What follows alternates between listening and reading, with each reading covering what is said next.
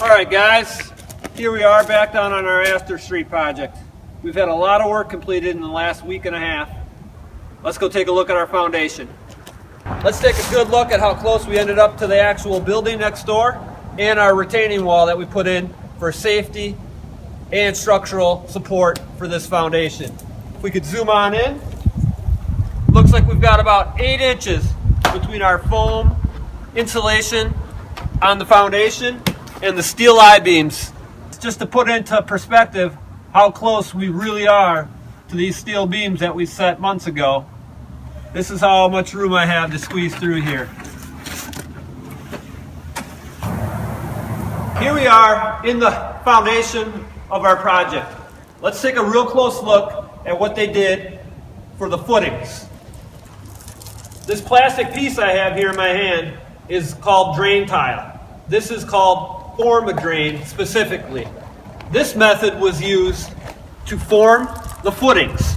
As you can see, the form drain gets cut to a length. They've got adapters for corners, inside and out. The purpose of the form drain is two-part.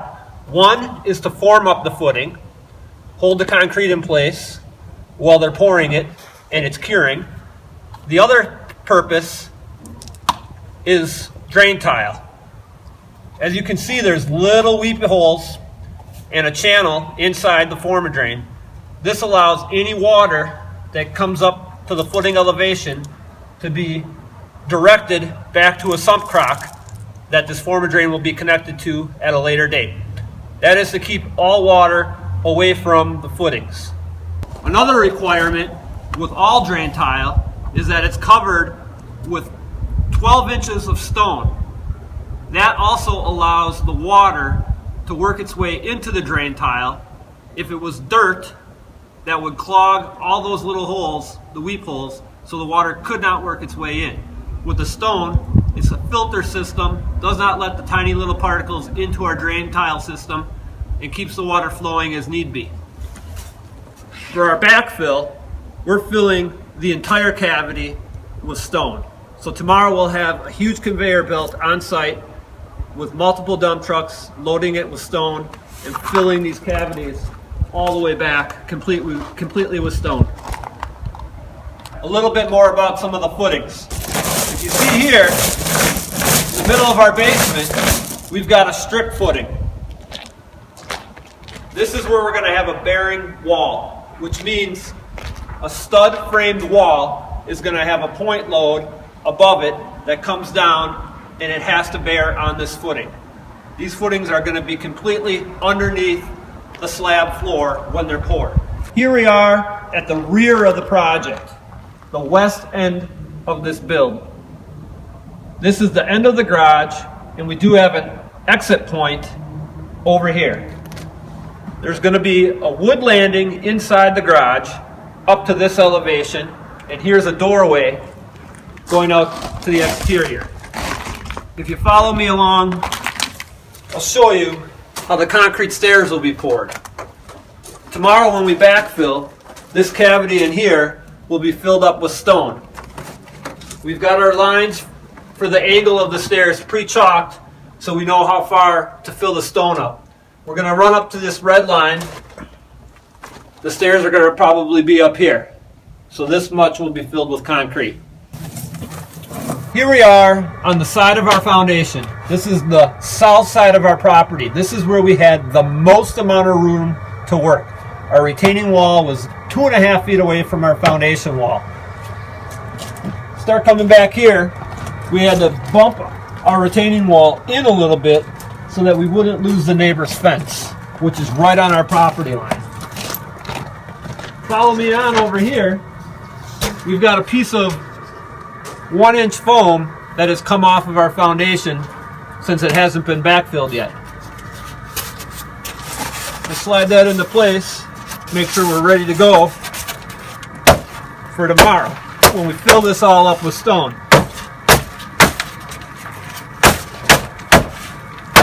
The 1-inch foam spec'd out by our heat loss calcs from our HVAC company. This is supplying an R5 value of insulation to the basement. One more thing for our foundation. Take a look around and you'll see these galvanized anchor bolts. These are embedded in the concrete 8 inches deep. They stick up 2.5 inches so we can bolt down a treated mud sill plate. And that's what our floor system will then get nailed down to. If you look closely over here, right where I'm standing, you'll see a 2-inch difference in the top of wall elevation. We've also got that on the back. This back section of our foundation has been dropped down 2 inches because it's a future deck, exterior deck. It's a 2-part deck system that's going to have a waterproof decking system so that the garage will always be dry. Today we're on site very early because it's backfill day. Let's go take a look at the super large conveyor that we have used to spread the stone around our foundation. One critical element for the conveyor operator is getting that big truck backed into place. It might not look like much when it's all put together, folded up, and ready to drive down the road, but once he gets on site, that thing explodes and turns into a spider. We've got 30-foot arms spanning out on multiple sides. Once he opens everything up in the middle of the road, he has to navigate it back into place as far as possible up into the foundation so that we can get our reach all the way to the back. We had to dodge multiple trees, make sure we didn't tag any small cars that were parked on the road, and pay attention to multiple pedestrians that were walking by in awe of all the cool things that were happening on site. With good communication on behalf of my team and our subs, we were able to pull this off. Once we get the massive conveyor backed into place, the first thing we have to do is double check to make sure the overall length of the conveyor will make it to the back of where we're backfilling. So we have our 90-foot reach all checked out. We do not have any extra footage. We have this thing dialed in perfectly. In order to pull off this backfill process, many things had to be taken into consideration ahead of time. The biggest, how much stone will we need to fill up the trenches around the foundation? After some calculations, I came up with 100 cubic yards of stone would be needed. So each dump truck can hold approximately 10 yards, so we're looking at 10 different loads. Scheduling comes into play here because we do not need 10 dump trucks sitting in the road all at the same time. So we picked 3 trucks to run multiple routes and timed them appropriately so they could unload onto the conveyor. If you watch the conveyor closely, you'll notice it's only about a foot wide. This means the stone has to be dumped out of a coal chute off the back of a dump truck so that stone does not go flying everywhere.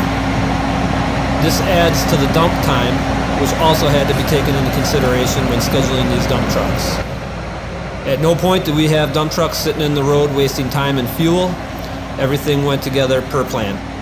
Now that the 100 yards of stone are all in place, we can pack up this big rig, get it back on the road, and watch out for the steel delivery crane and lumber trucks to roll on down Astor as we get ready to start pounding away with the sticks and nails.